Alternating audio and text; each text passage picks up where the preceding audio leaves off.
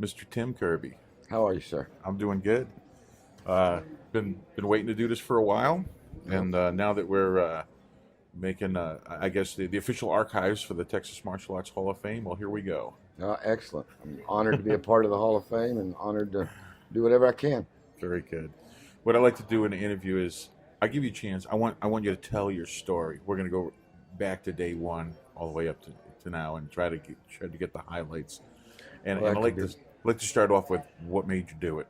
What made you start this thing off? sure. Well, I was 12 years old and really loved sports. I came from a baseball family, but I had dyslexia and I had scoliosis, so I wore a metal girdle for like 2 or 3 years growing up. So all my friends were playing team sports. I was in this metal girdle, and so I wasn't the best of athletes. Hmm. So I thought martial arts would be a good kind of individualized thing, and getting picked on a little bit too. And so I went and started karate. My sister's boyfriend, one of his friends, taught martial arts. His name's Bob Beasley. He's president of AOK for promotes the United States Karate Championships. And that was my first teacher. He was a brown belt at the time at the Southeast YMCA, and there weren't that many kids in karate back then. No, no, 12 years old is pretty young. Yeah, it was a little bit tougher deal back then, and Mm. so I remember after my first class, I knew I was going to be a black belt. Nobody else believed me, but Well, that's I most knew it in my important is that heart. you believe, you Yeah, know. I knew I'd found my Yeah. niche. What was that like in your first class? What was that experience like? I remember I had real big bell bottoms on. I slipped on the floor and fell down quite a bit. And then we marched in four balance for about 45 minutes. I thought, well, this isn't real fun, but it's the way karate was Yeah. done back then. I'm Yep. thankful for it, and so I became really interested in, I was really loving it. But I could only go once a week to the Southeast YMCA in Pleasant Grove, and I lived in Richardson. And then they opened a Texas Karate Institute in Richardson. I was the first guy to sign up. In fact, a gentleman, David Archer, signed me up for Okay. karate. And then I became a product of Ronnie and Dennis Cox, and Oh, yeah. they were my head teachers. Dennis Cox taught me from white belt to brown belt, and along with Bob Beasley, and Mr. Archer, and then Ronnie taught me from brown belt to black belt. Yeah. They were So, really tough guys. so you see the beatings, and I say beatings. It was such. How would I say this? And I've heard this before. The self-correcting pain. That's maybe a good description of it. I can remember riding my bike to karate, shaking because I knew the whooping I was going to get, but I still But you're rode. still going I was there. still Yeah. going. Okay. And yeah, and in fact, Dennis was the hardest teacher on me coming up. He was just really hard on me, and he used to always say, "You think I'm tough? Wait till my big brother teaches you." You know, he doesn't think it's good karate unless there's an ambulance parked by. And then he came one day and said, "Well, it's okay, Tim. I'm going to become a police officer in Arlington. I won't be teaching anymore, but my big brother's going to come be your teacher." I went home and told my parents I was quitting karate because Ronnie Cox was coming. My dad talked me into going. It's the best thing I ever did. Yeah. He was like my second father. And Awesome. then once I got to the brown belt level, I was real fortunate. Demetrius Vanis started trying to talk me into working out, but one of the gals that I worked out with, her and Raymond became friends, and he started coming over and teaching me, and that's when I really started learning martial arts. I mean, Mr. McCallum, once I started hanging with him, he just took me to a whole new level, and I credit him for most of my powers of winning and competition. He's the one that really installed that more than anybody. And I have a lot of people tell me I look a lot like those two guys when I fight, Demetrius Vanis and Ray McCallum. Best compliment a man could have. Yeah, I would think so. So When did you start competing? I started competing, as an orange belt. Didn't go real well for me. I got a fourth place trophy my first tournament. Cried the whole time, and then I went like 15 more tournaments before I saw another trophy. Luckily, I got a little one that first time, which I just found out a couple years ago. I didn't really win that trophy. Everybody just got one that entered, but that was a good thing. And but by the time I started to get to be a blue belt, I started having some success, and by brown belt, I was starting to place and win as a junior. Had a lot of success in the junior division, and at that time I started competing with the men in form.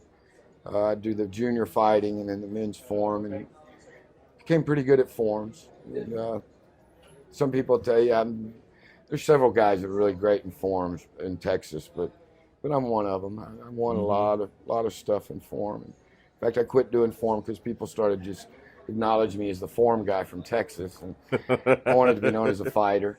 Yeah. And I really loved the sport karate. And Texas was so rich in its history, and I was a big fan of it. And if I lost my first fight, I never left till the last black belt match. And, you know, if Raymond or Greek was fighting, I was right there with my eyes open, just not missing a beat. And There's something that's not practiced as much today. I see people, as soon as they lose their fight, They're gone. They're out the door. Yeah, tournaments nowadays, by the time the black belts fight, it's mostly their friends and family or students. There's no one else there. It's a ghost town. And it used to get bigger at the end of the day. People came just to watch us fight, and we really put on a show and fought really hard, and it was exciting stuff. And it got lost somewhere along the way. Still great stuff, but yeah, it's a little different. Now, who was your biggest mentor? I mean, I know you mentioned a couple of big names there that took you in, but who was your biggest mentor?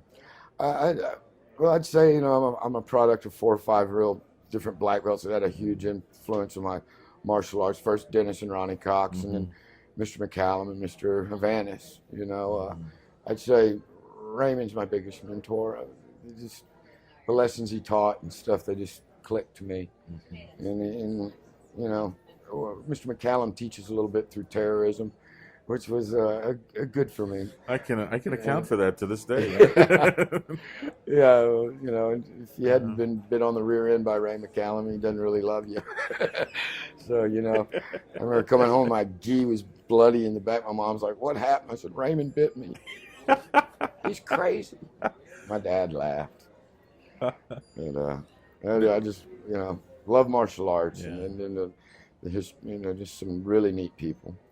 Now, when you got to the teaching levels, did you start to teach right away? Yeah, in fact, when I was a brown belt, I started teaching extensively. And by the time I was a black belt, when I earned my black belt at 16, I went to work for Mr. Steen as one of his instructors. And in fact, I taught for him and Mr. Havanis at the same time. And teaching was always my forte. I'm most proud of my accomplishments as a teacher. I've really put out some of the finest black belts in Texas karate history, and developed a good reputation as a good teacher. One of the biggest compliments I ever had at a tournament, Troy Dorsey walked up and he said, "Hey, Tim, how'd your students do today?" And he goes, "You know, that's the stupidest question I ever asked, because I know how your students did." That was a good feeling. So That's good. I really love teaching martial arts. Absolutely. Now, what happened when Demetrius Havanis passed away? What was that like for you? It was pretty traumatic for all of us, and we were numb. Of course, it happened 3 days before the Karate Olympics down here in Houston, and me and Billy Jackson and Ray McCallum were going to be a team and go down there and win this. He was giving like $1,500 for a black belt team championship, and we were going to go. And then Greek died in a plane crash, and we just all decided we wouldn't go. And my dad talked us into going. He said, "You know, Greek would want you guys to go and win that." Yeah. And it was a huge moment for me, because I think it was the most emotional fighting I ever did, and I just changed as a fighter that day. I grew up, you know, and I just decided I'd start representing him and what he was all about everywhere I went, and I've tried to do that. You know, I've worked hard to keep his legacy alive and to be a part of that. Now, when I do the interviews, I don't ask this question of a lot of them, but I know when you mention names like Mr. Havanis, Mr. McCallum, and Mr. Cox, you're testing for black belt. What was the prerequisite before you were even allowed to test for black belt? Was it one of those things where, and I'm gonna come right out and ask you, did you have to actually get into a fight? I mean, go out there and hit the streets and fight? No, I didn't, but I was given the impression that I would, and that would happen after I'd earned my black belt. That I would have an initiation in a bar. And Mr. Cox took me out one night, and we're sitting there. He goes, "Pick one out." I'm like, what do you mean? He goes, well, we're going to start some trouble and pick one out who you want. And I just like, it didn't materialize, but yeah, it was a black belt was a big deal, and I tell people I earned my black belt. I wore it for 2 days. I showered in it. Mm-hmm. That's how proud I was of that belt, and what I did to achieve it, and it was just more important than my birthday, I think, is the date I earned my black belt, December 4th, 1976. The biggest day of my life, probably. In a sense, it's a birthday in and of itself. I mean, Yeah, I people can't don't imagine who realize. I'd be without it. Yeah, it does change your life. And I've been to a lot of martial arts seminars where they say, well, you wouldn't sell that black belt for $1 million. Well, I probably would. but it's not the belt itself. It's the journey in getting it and what it's all about. And we have a high standard in Texas of a black belt, really created by Alan Steen. I mean, his black belt exams were known to be tough. And then Pat Burleson probably even was a little tougher, and Larry Castro was even a little tougher. You know, these guys, just if you got a black belt from those guys, you were the real deal. It was the trial by fire. Yeah. Only the real guys succeeded at that point. It's really neat. Has it been frustrating for you and with seeing modern day martial arts, where my view of it would be that instead of pulling people up to the level and standard, they're just lowering the level and standard? Is that what you see happening? Yeah, I mean, to me, especially speaking of Texas, I always think of Bill Wallace saying, you know, a point in Texas is capital murder in California. Yeah. It's such a great quote. And there was a point when the fighters came to Texas, they had to fight our way, really because of the judging, what was an acceptable point in Texas. Mm-hmm. At some point, we started calling the same points that were being called throughout the rest of the nation. And I think the competitors are going to go where you allow them to go. And to me, it's that the athletes are faster than we were. They do more amazing stuff than we ever did. But ours was a little more real deal. You know, it's just you got a better representation of what martial arts could really be and how devastating it could be. You know, a break was just a point to slow. You heard the word break. That meant, you know, slow down or wait for the referee to pull you off. Didn't mean stop. Well, I mean, I know a lot of the guys, the aerial kicks and the 360s, 570s, or there's so many different. And I gather when you're not getting knocked out cold upon landing those kicks and missing your target, that tends to promote the idea of actually doing those kicks more often. I would imagine if you were knocked out cold when you missed one of those, when there's a consequence to it, you change. And in my life, you know, I haven't been the best lesson learner in life, but in the ring, you get me, and I'm gonna figure out a way to take care of that. Yeah, necessity. One of my most proud things as a fighter, there's only one guy that I fought more than once, other than Mr. McCallum, my teacher, that I wasn't able to beat. So there's a guy, Al Garza, that we fought 3 times. He beat me all 3 times. But other guys, if you beat me, I was going to make it a lesson. Yeah. I was going to learn how to overcome it. And I prided myself on being an action fighter. You know, when they said go, I was going to go and put on a show, kick people in the face, and have some fun. So what is martial arts in your life today like? Well, it's different. I'm not as active in the sport aspect of it as maybe I'd like to be or just am at this point, but still teach on a daily basis. I have a school in Allen, Texas, and doing well and still training people, and love karate. You know, want to see it grow and change. I used to promote a lot, fights and that type of thing. I'm kind of plan on getting back to doing that again. Okay. So, lesson. Say you.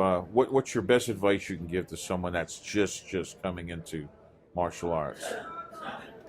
To embrace the basics, the fundamentals of it. I see a lot of people learn nowadays in modern commercial karate schools. I think there's a difference. There's professional karate schools and commercial karate schools. Yes. And I try and have a professional school.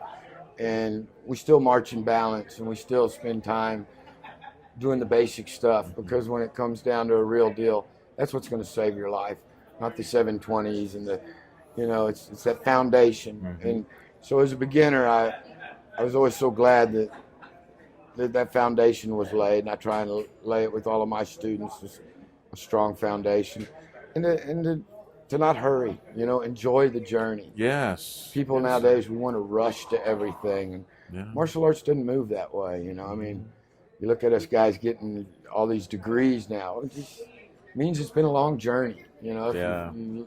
And that's what it's all about. I think the best advice I got from my instructor was, Steve, the secret of martial arts is to stay the lowest rank you can for as long as you can. There you go. And that's what he told me. My best friend, Chico Goldman, he didn't want to be a test for black belt until he was the #1 brown belt in the state of Texas. It took him 6 years to do that. And I always respected him so much for that, because he didn't test for black belt till he achieved that goal. And it's just, I think that's another thing, you always got to set goals. My first karate tournament I went to watch as a student was the Texas State Championships. And that Demetrius Vanis, I'm sitting on a chair and he starts kicking at my head. And he looks at me and goes, "Man, you got a great nose for a fighter." And I pushed it up there. He goes, "Maybe someday you'll be up there fighting. I'm going to go win this title now." And I looked at my sister. I said, "I'm going to be a Texas State karate champion." She laughed at me and said, "You're never going to be Texas State anything." And for 6 years in a row, I took second place at the Texas State Championships. But I kept going and kept. Yeah. And finally, when I won it, the biggest day of my sport career was to win the Texas State Championship. I waited till about 3 in the morning and called my sister up and said, "Guess who's the Texas State karate champion?" It felt good. It felt really good. Awesome. In fact, I beat Al Francis to win that title. You just interviewed him. Yep. And I was telling him last night that I really learned to be a pro from Al Francis, because he'd whoop my butt every weekend. I lost to him 8 times in a row before I beat him. But that's when I beat him, Texas State Championships. What a great night. Class guy. The secret to a lot of black belts is, and the reason why they're black belt, is they stayed a little longer than the guy that quit. I think that's life's deal. Most people in all of our walks, spiritual walks, business, we always seem to quit right before we get to where all the blessings are. It's funny. I hear that a lot. That so many times people have left something right before a major promotion in life. Not so much rank, just that promotion in life, that next level where you stay just a little longer, and those are the ones that made it. That didn't give up. Well, Well, I often tell people that, that if when people say, "Well, I've heard a lot about you," I say, "Well, I don't know how to take that sometimes, But you'll never hear me be called a quitter. Yeah. And, I'd like to perceive myself as Troy Aikman or Emmett Smith. I'm probably a little more Michael Irvin. But regardless, I know what it's like to strive to be the best I can be and to not give up. And that's what it's all about. That's what it's all about. Good advice. Well, it's been an absolute pleasure. Hey, what an honor. Take care. Keep doing what you're doing. It's a great thing. Texas needs this.